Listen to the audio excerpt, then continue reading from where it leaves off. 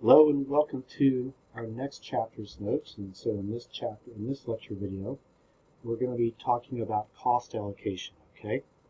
So we talk about direct expenses versus indirect expenses. Now I'm not going to write this down because this is something that we've talked about in earlier classes, so I'm just going to explain it. But remember, direct expenses are those expenses that can be easily traced to the cost object. And when I use that term, the cost object, what I mean is the product, department, service, or manager that receives the cost. Okay? On the other hand, indirect expenses cannot be easily traced to the cost object, which is the product, department, or service that receives the cost. If you think about this in terms of utilities on an apartment, the utilities can be directly traced to the apartment, so they are direct to the apartment. We can say this apartment used this much in utilities.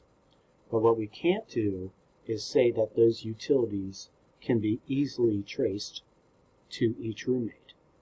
The utilities are direct to the apartment, but they are indirect with respect to each roommate. So when we're talking about the concept of cost allocation, what we're saying is that with cost allocation, that allocates shared costs to other departments. Okay? Allocates shared costs to other departments.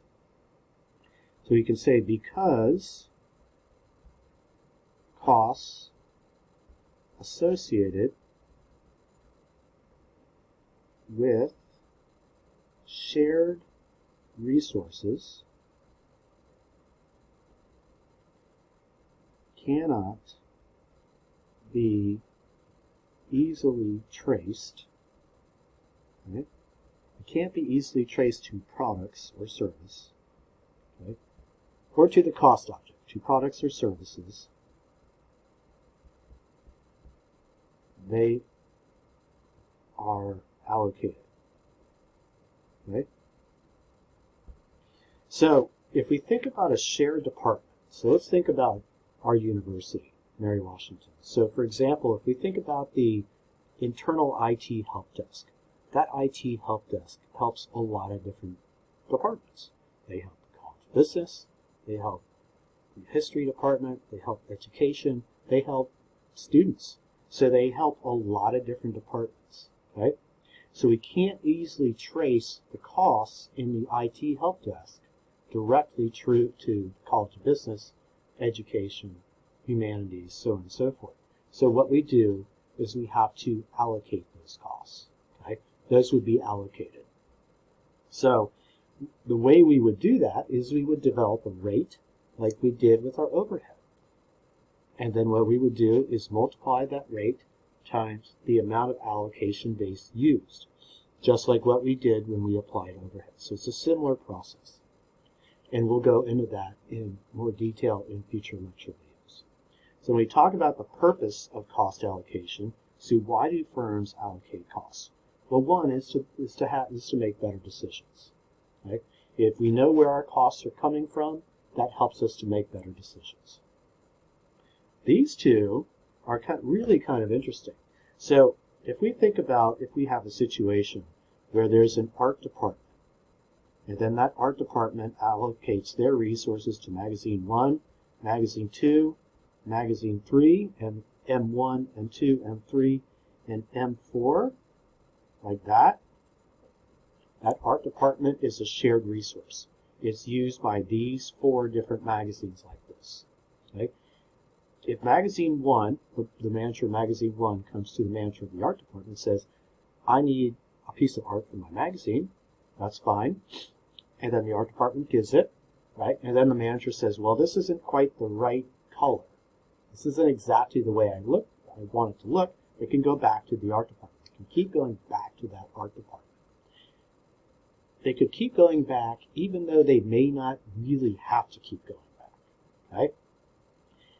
If Magazine 1 is charged internally by the art department, so the art department allocates their cost to this magazine, that will reduce how many times the manager of Magazine 1 keeps going back to the art department. because they're being charged. Okay? So that's what I mean by this, reduces the frivolous use of common resources. Another thing about allocating costs is that it can encourage evaluation of internally provided services. So if the art department allocates their cost to Magazine 1, right, Magazine 1 has a strong incentive to evaluate how well the art department is doing. If Magazine 1 is not charged by the art department, they could say, well, the art department's not great, but I'm not charged for it, and so it's no big deal. Once you start charging them, then they really start to care and pay attention. Okay? The other thing is with cost allocation is that it also has to be done to calculate the full cost of products for generally accepted accounting principles. Okay? So one of the things that I look at, and I'm going to pause the video and I'll come right back. I'm going to look at the next page explaining this a little bit more and then also explaining this in the too. All right? So as I was saying earlier, on the next page, it talks about reducing the frivolous use of those common resources. If managers receive a fee for using a common resource, they'll be more likely to use that in an effective manner. Also, to encourage evaluation of those services, if there's no charge, managers have little incentive to look for lower cost alternatives. Also, that other one about generally accepted accounting principles requires full costing for external reporting. Okay? Companies must allocate their indirect costs under GAAP. So when we talked about manufacturing overhead, for example, we have to allocate those shared costs. You might have some shared costs that then come into manufacturing overhead, and we are required to then push those manufacturing overhead costs down to the unit level for full costing. Okay? Also, the other thing about cost allocation is that we have to do that for cost plus contracts. These cost plus contracts are used quite a bit in government contracting. I used to see them in my professional experience. They could be used by defense contractors or IT contractors. The problem is that there can be a disincentive to control costs in the context of cost plus contracts, because what can happen with cost plus contracts is that the vendor, maybe it's an IT consulting firm that's providing services to the government with a cost plus contract, the vendor's costs are reimbursed by the government. All costs reimbursed by the government. And then sometimes the fee, they can get a fee on top of the costs, and sometimes that fee can be a percentage of the costs that they incur. So then the vendor has a strong incentive to run up the costs because they get all their costs paid for, but their fee can also be bigger because their costs are higher. So that's what we're saying right over here. It can be a disincentive to control those costs. Okay? We look at some common indirect expenses and then their allocation base. We could look at wages and salaries, so it could be direct or indirect expenses. Wages of employees are indirect, and wages of employees that are working for more than one department would be indirect, and those have to be allocated. And how could we do that?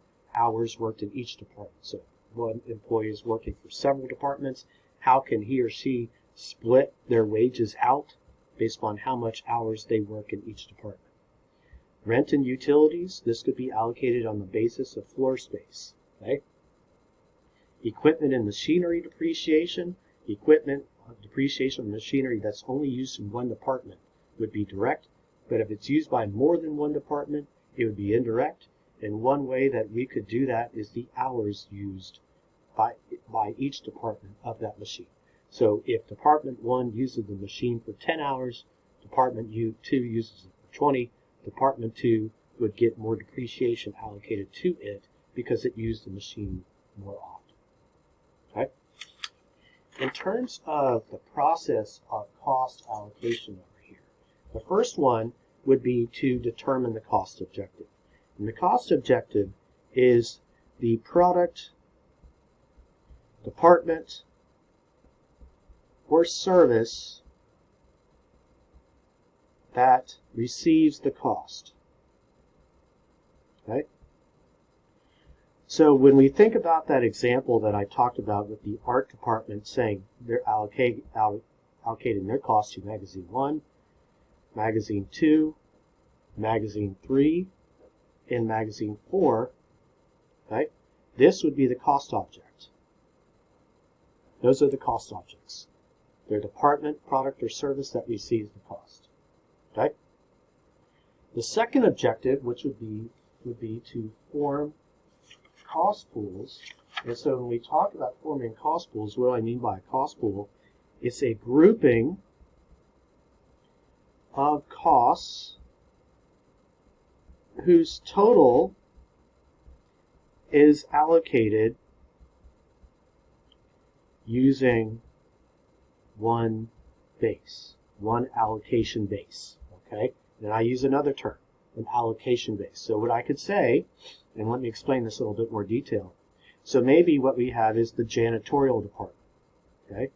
So the janitorial department allocates their cost to magazine 1, magazine 2, magazine 3, and magazine 4. All the costs in the janitorial department would be the cost pool.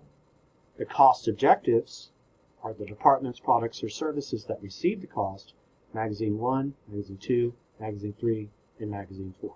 Those would be the cost objects. Okay? All the costs in the janitorial department would be the cost pool. All the costs in the art department form the cost pool. Now, how could the janitorial department allocate its costs out to these different magazines? Maybe based upon the square footage that they have to clean in each magazine department. So if magazine 1 has more square footage, they would get more costs allocated from the janitorial department. And what I mean by the square footage is the idea of that allocation base right here. Okay? Some other points about cost pools. We want to keep those costs in the cost pools should be the same, should be similar. The third step that we have to look at in terms of cost allocation is selecting our allocation base. And so the allocation base relates the cost pool to the cost objective. It needs to be some characteristic that's common to all cost objective, and it should be based upon a cause and effect relationship. So if we look back at the janitorial department, this is a good example. If we think about how should the janitorial department allocates its costs to different departments. Magazine 1, Magazine 2, Magazine 3, Magazine 4, these are all different departments. One good way to do that would be based upon square footage. Why would that be a good way? Well, these are all occupy physical space in the building. That physical space is a characteristic that's common to all those cost objectives. Now, the cost objective is the magazine that's receiving the cost in this case. Okay? The other reason why square footage would be a good example of a cost allocation base in this situation is that the more square footage that the janitorial department has to clean, the higher the costs for the janitorial department. So let me explain that a little bit more. If they have to clean more square footage, they might have to hire more staff to clean all these departments. And that's what I mean by that cause and effect relationship. Okay? So we look over here on the next page. We have some quick check problems. In the cost allocation process, the cost objective is the allocation base used to allocate the cost, yes.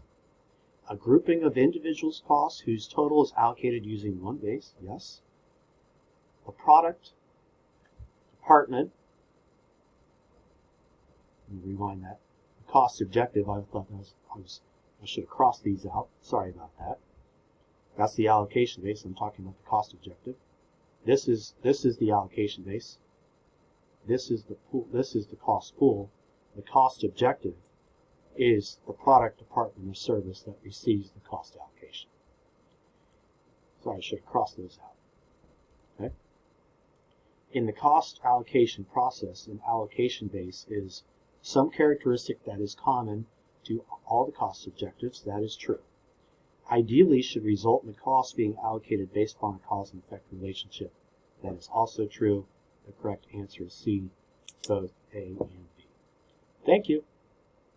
This is the end of this video. Thank you.